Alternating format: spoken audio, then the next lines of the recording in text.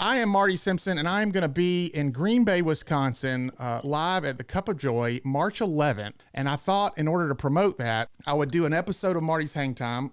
Bring on Samkon Gado, is a player for the Green Bay Packers, the Miami Dolphins, the St. Louis Rams, and the Houston Texans, although Coach Simpson doesn't count the Houston Texans stint because they're a horrible franchise.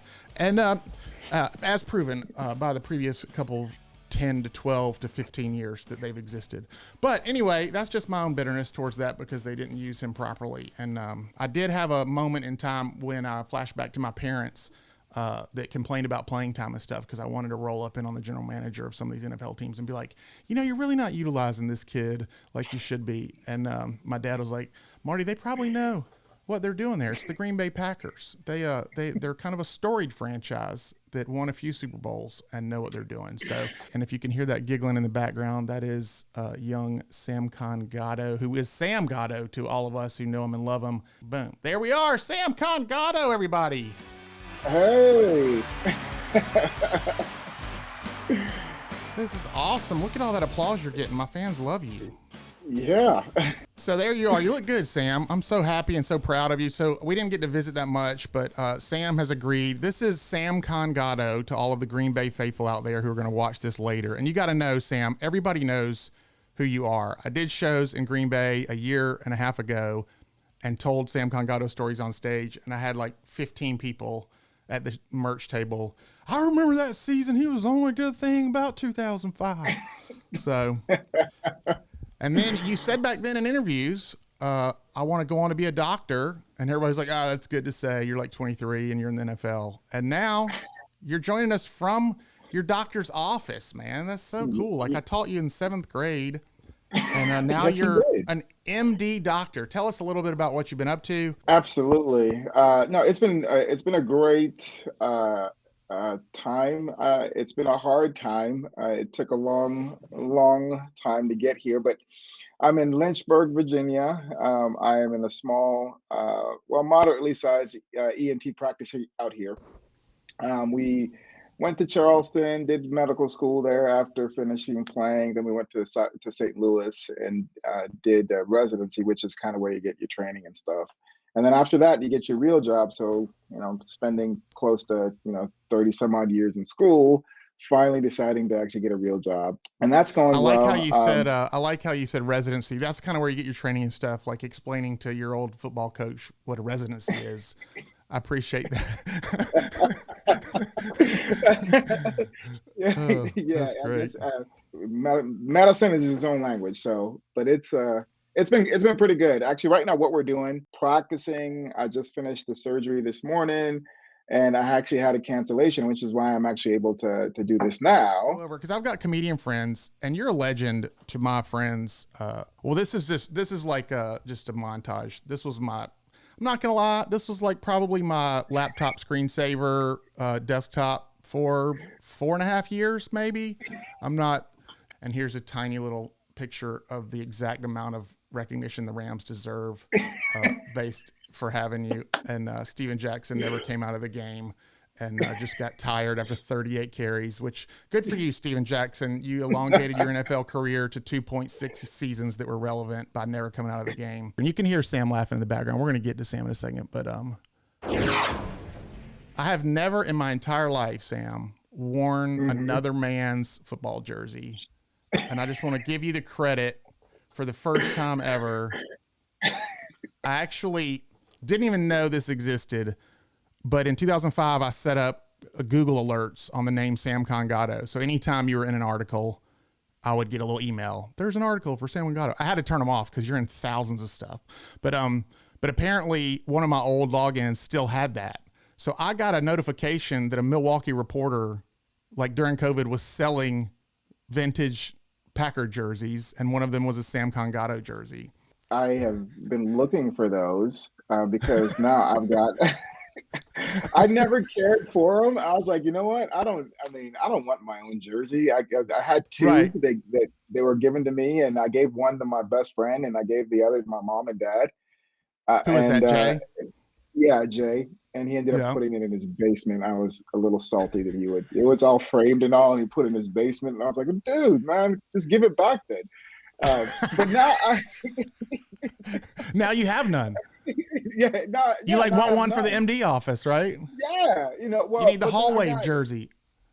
so my kids. I never wanted my kids. I never felt like my kids needed to be in football. I didn't want to like put that kind of pressure on them. So I was never Mm-hmm. going to like if they developed an interest, great.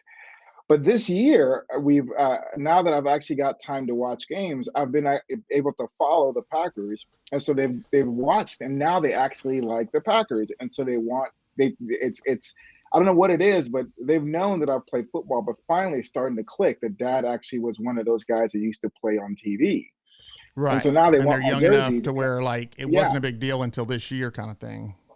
yeah. So I've been looking for some jerseys actually, and so I haven't found any that fits them, but. Well, I'm happy to Well, I'll flip this find. jersey if you want me to, Sam. I can probably get you a deal on it. We can talk terms Flipping after jersey. the. So I want to validate stories that I've told on the road to people about the lore of Samkon Gado. So I want to just go through a few stories that I tell, and then I want video evidence of you potentially saying that they're true or not true, because I might exaggerate them a little bit, but I might not. I might actually tell the real version of them. Okay. But let's talk about this. This is one of my favorite plays of your entire NFL career. This is against the Eagles. Oh, Oh oh, oh man. Do you know where I found this? On Twitter, the Green yeah. Are you Bay serious? Packers Reddit account. It's just a Bull Goose Looney Packers fan. There was a tweet that said 16 years ago today, this happened. And it's just a little Twitter video of this. So the story I tell is about the difference in NFL coaching and high school coaching and the minutia. And I want to say it was Edgar Bennett. Is that right? Was your running backs coach? And the story I tell is they set up cones and they scouted, and that they knew Brian Dawkins, the safety of the Eagles, dove at big physical running backs' feet. And so they just did drills where you would break the line of scrimmage for 5 yards and you would spin at a cone, just knowing that it might be where he is to dive. So you got that muscle memory down pat. And so then when you got to the game, they had done drills for this. And so when you broke the line, you knew that Dawkins was coming to dive at your feet right about in there. And is that true or not? True or false? False, or at least I don't remember. They didn't do drills about spinning? Or maybe you No, don't remember. I mean, I remember that play, and I don't. Right. I didn't even think. I just remember thinking to myself, I just didn't want to get hit by this dude because he. I mean, this was a time. So I had no time to think. I saw him. I was very surprised that I wasn't tackled, and so I mean that toss sweep. A lot of times those guys are moving really, really fast, and very rarely are you actually able to get around the corner. It's not like remember when we played at Ben Lippen. And so Right. when I got to the second level, I was like, I'm at the second level. I'm very surprised. And you can see I was actually preparing for him to hit me. And then I saw that he was a little low, and I was like, let me just, I don't know. I mean, let me just do this and see what happens. And before I knew it, I was like, oh my goodness, it's just end zone. And I could see that I forget his name, the tight end. He was huge Your tight and end? fast. No, no, not tight end, defensive end. But they had a defensive end that I think came from the Titans, and I think that's him at the top of the screen. Oh, And barreling I down on remember, you? yeah, and I remember thinking to myself, pick up your feet, pick up your feet, pick up your feet. And when I was My in the dad will end be zone, so proud. My dad will be so proud that you're literally saying pick up your feet, because my dad watches football for 8 hours on a Saturday in college football, and he yells at the screen two things: why do they pull the front side guard on the goal line? And pick your feet up, pick your feet up. That's what my dad is always saying. And so this is just a great play. And I will give a live shout out to Tim Calgren. I went running through the restaurant, and Tim had run through the restaurant, and we met down at the screen, and we did like this huge running high five. And my hand hurt for an hour and a half. Tim Calgren was an offensive lineman for Sam Gado in high school, and so that was fun. But so my memory of this was y'all did drills, and that you knew ahead of time that spin moves were good against Dawkins because he dove at their feet. So maybe Bennett said that, and took credit for it, and then I conflated the two. But so that's good to get a false answer. I Well, I like mean, that. It makes the show real. there are a lot of things in practice that you just kind of this. So if that happened, I'm not saying it didn't happen. I guess I just don't remember that No, it's happening funny during. for you. It's funny for you to go against me. My comedian friends will love that. No, All right, so no, but that'll give the next one credibility, though. That's fine. We're 0 okay. for 1. I like it. This is just But on Sunday, Atlanta's I Birds just were want to run watch over this by the 'cause Green it's Bay great Packers. memories. On his 23rd birthday, Samkon Gado rushed for a 9-yard touchdown on Green Bay's opening drive, giving the Packers an Okay, true or false? You're pointing at a group of us that I was included in. Yes, that is true. Yeah, that's what I'm talking about. So I'm not going to say you're pointing at me because I know there was I don't know, maybe 70 people there from Columbia, South Carolina. But we had you guys were sitting together though, right? Oh so yeah. But it was me, yeah. Hardy, and I'm trying to think. Joe Davis might have been down there in the group. I want to say Randy wasn't. Well, Randy. I think me and Hardy came to Travis Catchings. Travis Catchings was after the game down there, but I know we had come and seen you at the Omni the night before, so you knew we were there and you knew where we were sitting. So I always tell people that when you scored one of your first touchdowns, this might have been your first. No, the Steelers was your first touchdown. But and we'll get to that one.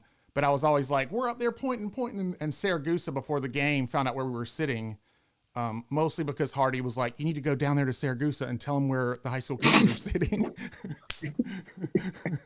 Samkon Gado rushed for a 9-yard touchdown on Green Bay's opening drive, giving the Packers an early 7-0 lead. 3 plays later, a Brett Favre to Gado shovel pass extended the Packers' lead to 14-0. Awesome sauce here. Brett Favre breaks the record for touchdown passes in the NFL, and the Packers put out the 506 players that had caught passes from him. And this is on the list. This is on the list. You had one touchdown from Brett Favre, right? Yes. This one right here. And let me tell you, this season, you were close enough to him to where he did not throw it to the other team. 3 plays later, a Brett Favre to Gado shovel pass extended the Packers' lead to 14-0. That's Randy. I'll give credit to Randy for that touchdown. I was hurting. Yeah. The Packers cashed in as Gado scored his 3rd touchdown of the game. His 103 yards rushing highlighted Green Bay's 33-25 victory. Oh, such a good memory. This was 2005, so fantasy football had just gotten to the internet. And so before that, it was like legal pads and crazy people and stuff. And so this made you an instant internet phenomenon because in fantasy football world, you had 3 touchdowns. That's 18 points. 12 to 15 points is a good day for a running back. You had 103 yards, which is 10.3 points, and then a 3-point bonus for 100 yards. So you're a rookie free agent that nobody had on their team in fantasy football, and you hung 30 points. Like, you literally changed thousands of people's financial status this week of this game.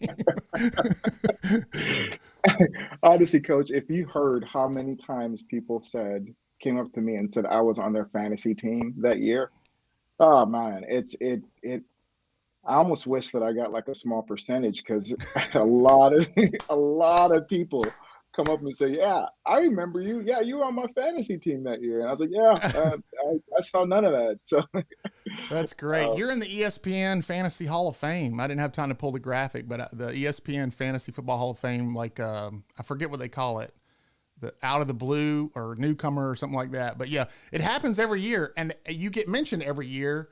Like, who is this year's Samkon Gado in fantasy football? Like, you put the bar in week 9, you can have 30 points and you can have 28 and then 27 and then 30 and then 26. Like, you set the bar. So, true or false, after this game, you wore a Ben Lippen t-shirt in the press conference after this game that was handed to you by me and Coach Hardy at the Omni the night before. And so I said to you that night, I was like, when you rush for 100 yards the next day and they put you in the press conference, you'll have this little small town shirt on. They'll ask you about it, and that'll be a better narrative for a small town Nigerian kid coming from a tiny little high school. True or false? True. Did you see how big Yes. my eyes? Did you see how big my eyes got when I got asked that question? I was like, it's happening, like he said it would. This is crazy. So, if you I go know back it's and just look an at the interview, audio. I think we had audio of it back then. We didn't have video of it, but you came out like Jerry Maguire. It was like the scene in Jerry Maguire when Cuba comes out of the when Rod comes out of the thing and they just hug. Like you came to the bus and there was hundreds of people. I think Jay was down there. I'm pretty sure Jay came down there. Yeah, yes, and we it was Coach Hardy, Jay, Travis, and me, and you just walked over and hugged us, and you had, and I was like, he did it! Look, he did it! You were like, Coach, I did it! And they asked about it. It's funny when you gave it to me. I was like, I'm not gonna rush for 100 yards. Like I'm not gonna get interviewed. And of course, when it happened, I was like, I got to put this on. And it was like the Nostradamus over here. Like, what else do you know about my future that's gonna happen? Please tell me. Well, I was proud that I went deep and got the good Ben Lippen football traditional T-shirt. It wasn't like the cheesy, weird duck helmet bad. We had some bad shirts at Ben Lippen, like shout out to Coach Courier. But the for the record, I still have that shirt. Yes, and it looks good on you too. Like it fits right and stuff. Yes, it does. Not that shirts look bad on you. Like you still look like you're good. How often are you working out? I run 5 miles every day. Every day? Saturdays and Sundays, I usually take a break. So I guess during the week, I run about 5 miles. That's a throwback to your childhood, right? Like I feel like I pitched you the opening of the movie is going to be you getting the little biscuits from your mom at like 5 and 6 in the morning and having to run to the next village. True or false that you delivered homemade bread to other villages running barefoot in Nigeria when you were 5 to 8 years old? So semi-true. I delivered. How did you know that? You told me that when you were like in 7th grade or 8th grade, I think. Okay. Yeah, that is true. So my mom used to make these little biscuit type things that she used to sell to her. Puff puff. It's really like an elephant ear. The closest thing that I can think of is an elephant ear.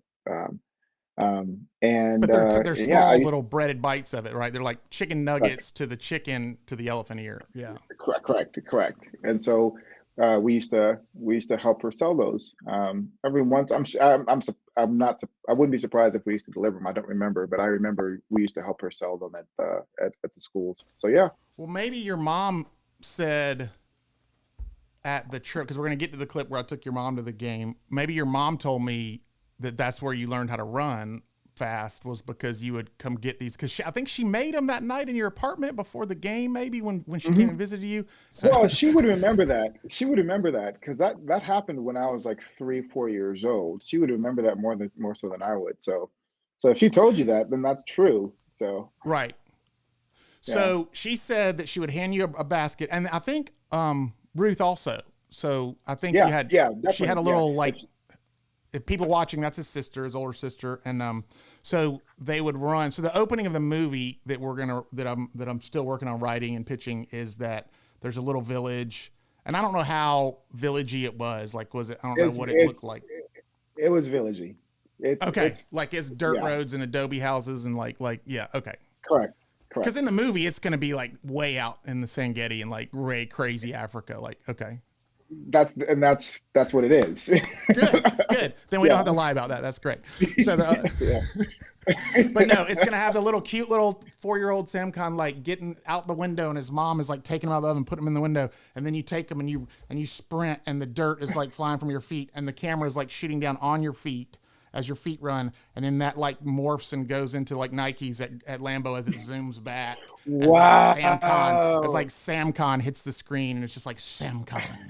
And I actually want to see that movie. I know it's like pretty good. Like I'm excited. And I just want to show this as a true line. On 2nd and 10, it's Gado on the delay up the middle, big burst, 25, 30, 35, running away into Jets territory, left sideline, 40 at the 30. At the 20, no one will catch him. Samkon Gado, touchdown. 77-yard burst right up the middle. Sanchez. This is what I want to concentrate on this little movie. On 2nd and 10, it's Gado on the delay up the middle, big burst, right. 25, 30, 35. True or false? This little double maneuver here, you learned while playing at Christian school for Robbie Hardy and Marty Simpson. You did drills that taught you how to do this little shake right there. Yes, true. 100%. A white guy taught me how to do that move. I will say, and Brandon Trapp. We can sprinkle in a little Brandon Trapp to give love to be love if he's out there. But this little move right here, and what's funny about this is I saw a freshman at Nebraska named Amon Green do this little double move on a video that was so easy for me to see that I thought I could teach that to my kids. And so it's just a little, we called it the double just to explain it to rhythm-free white kids. But instead of just faking this way and going that way, you fake this way, fake that way, and go that way. So that's what we call it, the double. And so my friends don't believe that I actually taught an NFL running back how to juke. 2nd and 10. It's Gado on the delay up the middle. Big burst. 25, 30, 35 running away. Into Jets Such a good territory. Left execution of it sideline. too. Now I did not teach you this 4-3 that you're running. That was you came to the place with that, but that was just great. So tell me about the difference in high school and NFL on the moves and the shakes and stuff like that. Yeah, so in high school, the moves weren't needed. A lot of times, I was 205 pounds my senior year, which for high school, especially at that level, was pretty big. And so, so I think I had the benefit of most people not wanting to tackle me, and so usually it was just a matter about running them. But in the NFL, that doesn't really they don't care. Like I was 225 pounds in that in that video. But at that point, I was just an average running back. So at that point, you have to kind of have more in your toolkit to get. When you got in the NFL, you played the Steelers, Jim Nantz, which is awesome that it was Jim Nantz, like even that long ago, just because it's a great voice. And so you have a touchdown that Jim Nantz called. But I tell this story like it's legendary too. You got hyped in that Steelers drive, and then you made a first down or two, and it was at home at Lambeau. And as you got back to the huddle, you hyped up the crowd, like, get up, get up, get up. And it was a home game. And Favre said what? He reminded me that this is not something that we do on offense. He might have used different words that wasn't meant to be demeaning or derogatory, but just emphatic. Supposed to catch your attention. Which is hey, rookie, if you don't mind, sir, how about not make noise or encourage the Lambeau faithful to make noise while I'm calling audibles? Like something to that effect, paraphrased, maybe? Yes, exactly. I think what was the most amazing thing about that story is what happened next is he steps out of the huddle and he puts his hands up, and before his hands meet the level of his shoulders, the crowd is silent. Yeah. The crowd is silent. I was like, yeah, okay. I don't have the kind of pull he does. So it was. That's funny. That honestly, I would say is my first like welcome to the NFL moment the difference in celebrity. There's I'm doing all right, but this is Brett Favre, and he's been doing this in this town for a very, very long time. And I was like, wow, that just happened. Well, you told me back then on the phone that I think you worded it as like you felt like you realized you had gone over to his house and you were like being rude in his house kind of thing. Like that's the feeling it gave you was that it was just like, oh, for a second I thought these people were looking at me. Like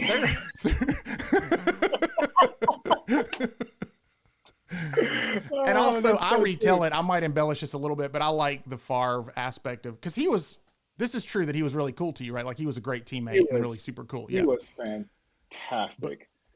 But the way I tell it is like he said, Sam, don't worry about it, I got it. And he stepped back in the huddle and just put one hand up and everybody went like he was like, don't worry about it, I got it. You hyped him up, it's loud, but I got it.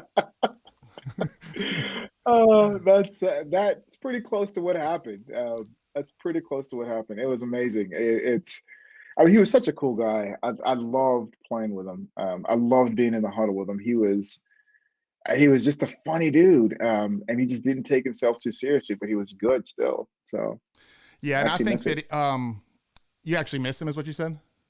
Yeah, I miss it. I miss that. Oh, right, right. Yeah. Well, I think that he's the small town Mississippi kid, so I think that your story resonated with him, and so just the idea that you would step in and play well in a season that was bad, I think made it fun. But the game I ended up coming to, taking your mom to, and bringing Ashley and Togor to was he got a 15-yard penalty. I think you got hit out of bounds, and then he ran I over remember that. Yeah, I and remember he that. followed the Yeah. play, and somebody kind of hit you just late out of bounds, and he was right there to hit them late out of bounds. Like, and it was like, we're going to talk about that game in just a second, but your tryout for the Packers consisted of you running two 40-yard dashes that the coach at the time called out like 4.62 or 4.65 or something. And then you went back over to him very respectfully and said, Coach, I don't want to disrespect you, but your watch is broken or something's wrong. I want to run again. This is my only shot to have to impress the Packers. And then he kind of leaned down and said, Sam, you ran like a 4.35 or a 4.39 or 4.33. You need to pick up your notebook. You're going to be in room 7 or whatever. Like, but I don't want to call out your real times and let the veterans hear those real times because it puts too much pressure on you. So that's close, actually. What happened is he called out a time that wasn't accurate. And I Okay. said, and then he was like, no, I'm just joking. It was a 4.43. Okay. And yeah, and I was like, you can't do that to me, man. I'm pretty fragile. And this is, I said, I'm kind of fragile right now. And then he looks at me and he says, this is when I knew I had a chance. And he looked at me and he said, that's great. That's great. I like that kind of spirit. Like, I forget the exact words he used, but he was like, that's the kind of attitude you need to have. And then I was like, I may actually make this team because I could tell like that He was betrayed that speaking in he like liked me. future tense, kind of like almost Exactly. like, Yeah, yeah. And and so because I you'd grown to recognize the anti that mannerism on 2 or 3 other camps and stuff, right? Where yes, they just ignore what yeah, if you're not a veteran or whatever. Yeah. yeah, exactly. Tell So us a little bit about Vermeil. Like I know you didn't play for him long and everything, but that's a pretty impactful story, right? yeah, Vermeil was fantastic. I mean, I didn't, when we were there, when I played for the Chiefs, I don't remember having a lot of interactions with him that were meaningful. They were really usually just passing by. But he was the one that he was the coach of the Chiefs when I was signed to the practice squad. And I think when I look back at it, I think Vermeil's the type of guy who really builds around relationships. If you look back at some of the stories with, um, I forget the Dante X Factor. Mm-hmm. Like he always just built. He saw stuff in people, and I don't know what it is. Like the zen of Dick Vermeil is that he could just see beyond the stats to know whether a player was going to be good. And I think um, the returner is one example. If you look at that story, he was not somebody that many people thought that he would be a good returner. Ended up breaking the records. Kurt Warner is another scenario, and I would even say Larry Johnson's another player who no one really expected to have the kind of output they had, but they were there because I think Dick Vermeil just believed in them. And I'd like to include myself in that. Obviously, I didn't have the success that those guys did, but I think he was very kind and warm to me, more so than he should be a practice squad player. And I think Hmm. what sealed the deal for me was he kept me on the team, even though I was injured most of training camp. I got hurt the second week of training camp and never really got a chance to play to show that I could be good on this team. But yet he still kept me on the practice squad, even though I was gone for most of training camp as an undrafted free agent rookie from a Division I AA school. Hmm. And then a few years later, when I was playing for the St. Louis Rams, that game that I had that 72-yard run before the game, he was doing some kind of, I think he was doing television. And I walked out on the field and I went up just to say, hey, you may not remember me. And he was like, "Hey Sam, how are you doing? It's great to see that you've actually Wow. managed to carve out a career for yourself." And this was like 5 or 6 years after I saw him, and he remembered my name and Right. called it out as such. So that, I mean, Dick Vermeil, like he is. When I tell my story, there are a handful of people who gave me a chance, and he's one of them. So true or false, he cried when he came to your house to cut you. No, I never saw him when he cut me.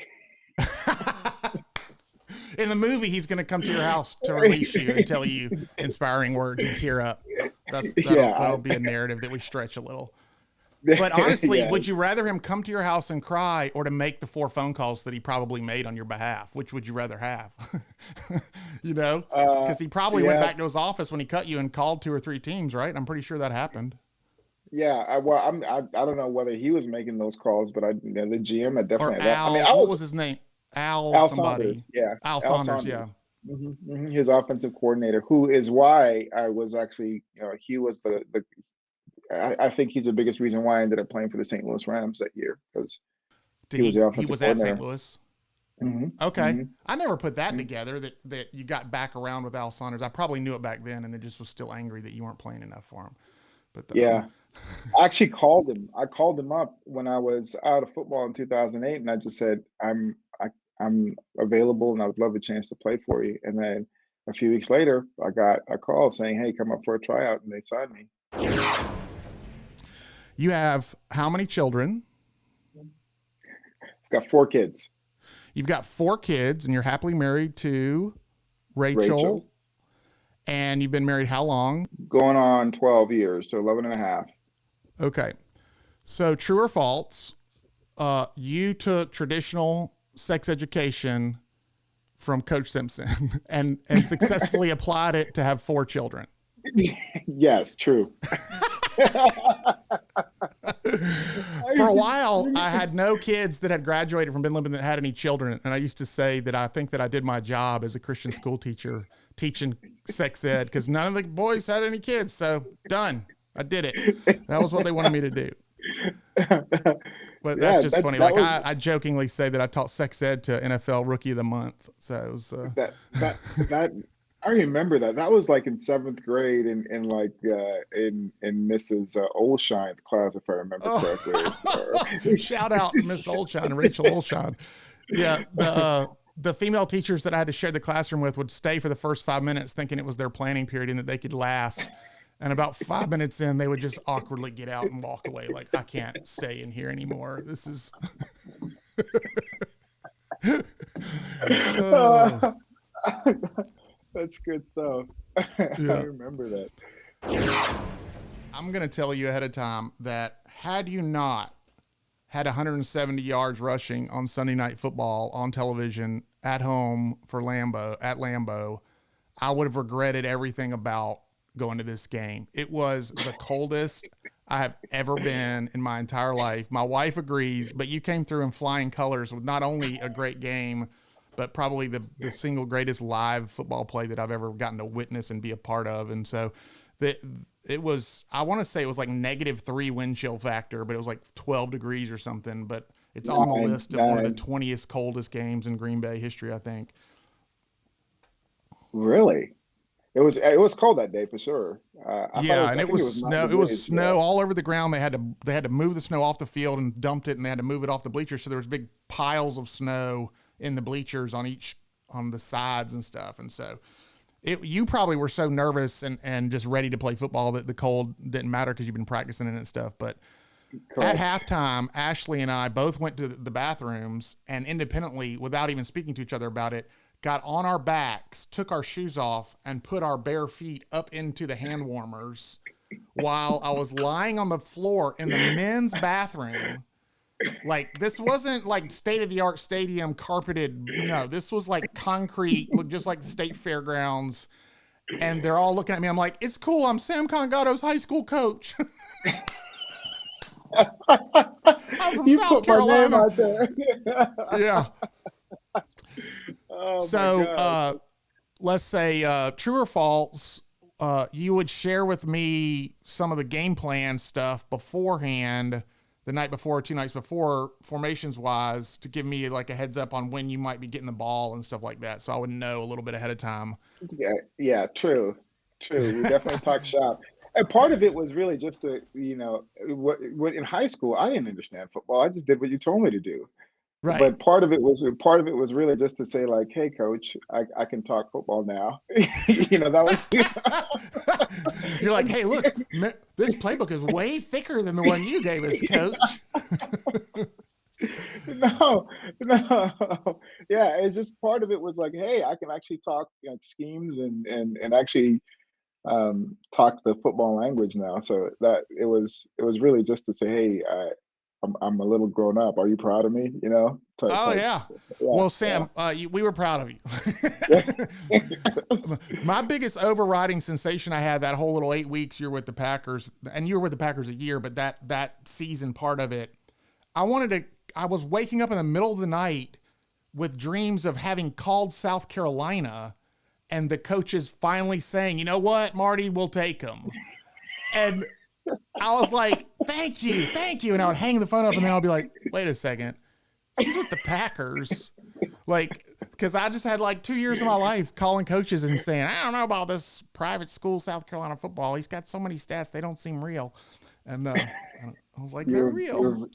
You're vindicated. Oh man, thank you so much. So, the crazy thing is like I'm gonna get like real emotional right now, but I, coach, it like this doesn't happen without you, I mean, this just doesn't happen. This is like where I am, like all these things are not independent of each other. So I don't know, I Well, just I'll feel like sidestep that and say I was a piece of a pizza that had a few slices in it. I'm happy that my slice completed a circle for you. And but we got to shout out Randy Guy and Robbie Hardy and Bill Courier and probably Joe Davis too, just like socially, spiritually for you and your mom and dad and all those other people. But I think I'm first. I think you're right. I think I'm the one.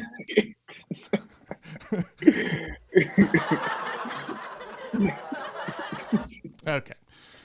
So no, well, I would say my time at Ben Lippen wouldn't have happened without you, like in your work ethic. So I just felt like early on you got it. You wanted to outwork your talent kind of, because honestly, you were kind of a linebacker in middle school and just a lanky kid. I remember Coach Hardy saying, you think that kid whose knuckles drag the ground is going to play offense one day?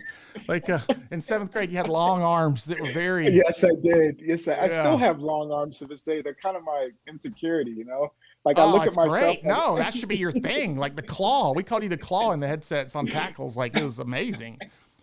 No, I don't have insecurity about that. That's like Greek statue. Like it was superpower. I was not even the best running back at Ben Lippen. I mean, Nick Norman and between Brandon Trapp, like they were better players than I was.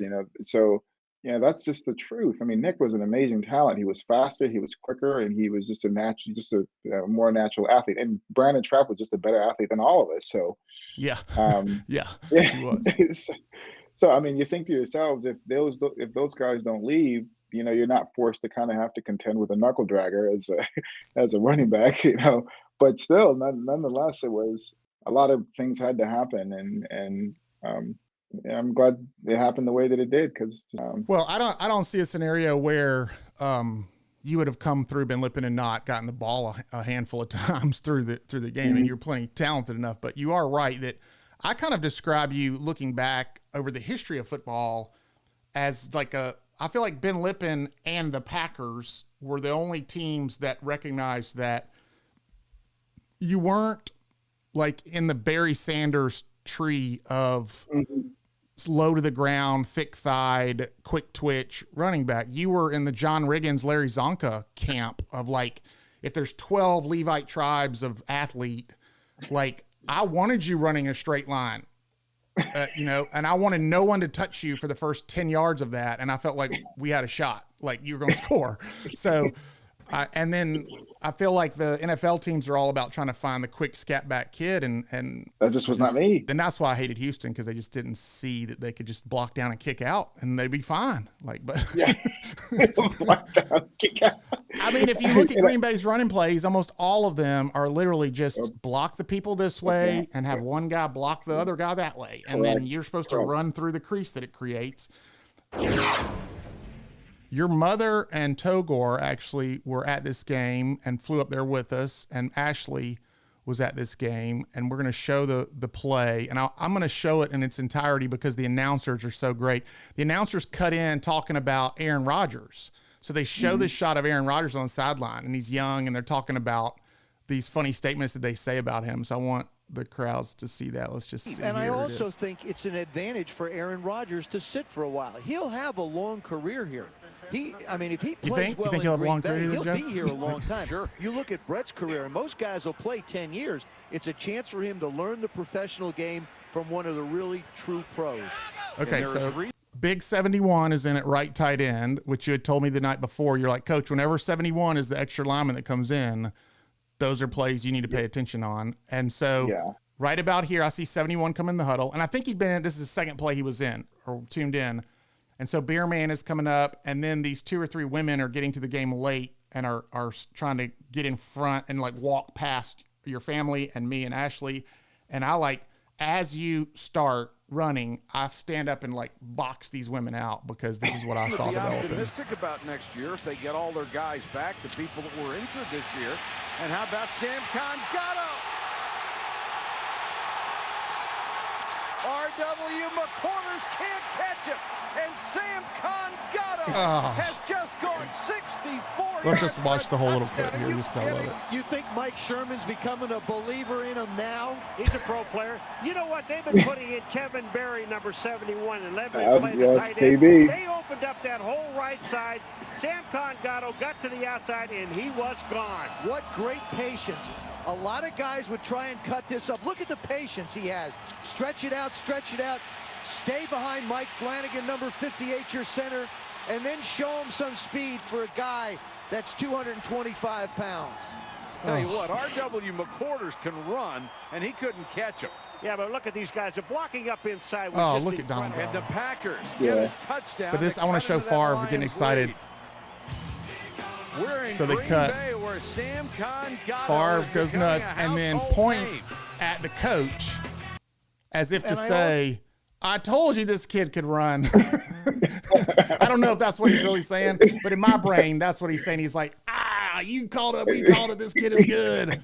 So let's go real quick and just break this play down. This is just 78, right? 78, 54, depending on what y'all call it. So this is outside zone.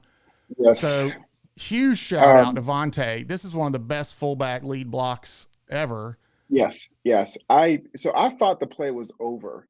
And then Vontae pulls this thing out. I don't know how he does this.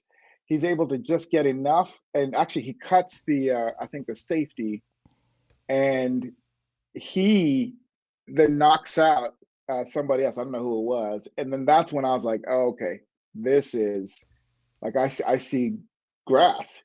And then I'm telling myself to pick up my feet. My dad will be so proud. It's like the second or third time you said it. But yeah, so if y'all can see this block right here, Vontae Leach was just a big money fullback, lines up in front of Sam, comes around the corner, and then that kid hitting the ground right there on the line. And then Donald Driver. This is why Sam will always play in Donald Driver Foundation charity softball tournament right here. Right. And then now we're in high school, right? Like about there is high school, right? Yeah. Now it's just get there before everybody else does. And did you think someone surely has the angle on me, like it's the NFL? Were you thinking that the whole way? Yeah. I was, after I cleared after I picked my feet up, I saw RW, and I knew that I was pretty confident in my speed in the open field. And so once at this point, I thought to myself, like, all I have to do, and I don't even have to outrun him. All I have to do is just keep him away from me, and I just buy myself enough time, and I'll make it to the end zone. Right. But I think you were was, getting ready to say you had seen him on film, either run a punt back for a touchdown or run somebody down the week before, right? yes. And so I mean, I know how far I need to get to. And when I see him, I think to myself, like, I'm ahead of him. I just have to make sure that I'm able to keep him away from my body long enough for me to get in the end zone, because I knew he wasn't going to overtake me.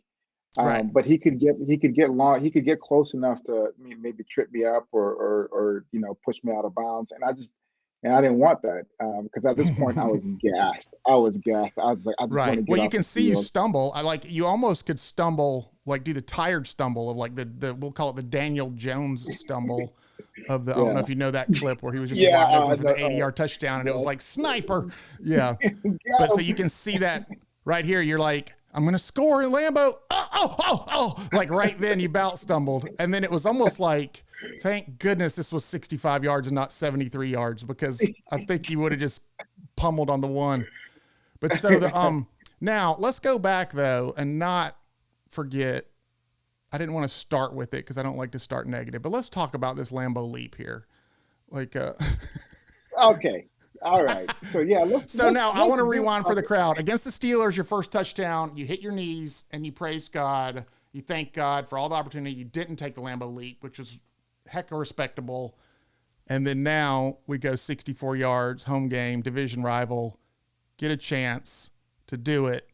And so you what you'll notice is that I actually start windmilling when I say windmilling, that's like my hands are starting to kind of to get ahead, go crazy, because I'm overstriding. So I'm gassed, I'm tired. And so my legs were burning by the time I get to the end zone, because I'm surprised I didn't pull a hamstring or something like that. But what most people don't know is that fence is not the same height across the field. Towards the end of the end zones, it's like probably 6 or 7 feet tall. In the middle or more of the than field, that, it might be like a legit 8 feet, like 7.5, correct, 8 feet. Yeah. correct. In the middle of the field, it's like 3 or 4 feet high. So Right. of course I haven't done a Lambeau leap before, and I never paid attention to it. So I thought like, oh, this is just going to be 3 or 4 feet. All I got to do is just kind of fall into it. And I was like, oh no, this is 8 feet tall. I got to jump. And then I'm sure your arms are tired and gassed, like a set of 20 reps or something. So you're like, can't even hold on. But this is goodness. awesome. Yeah. Let's watch one more time. Just the.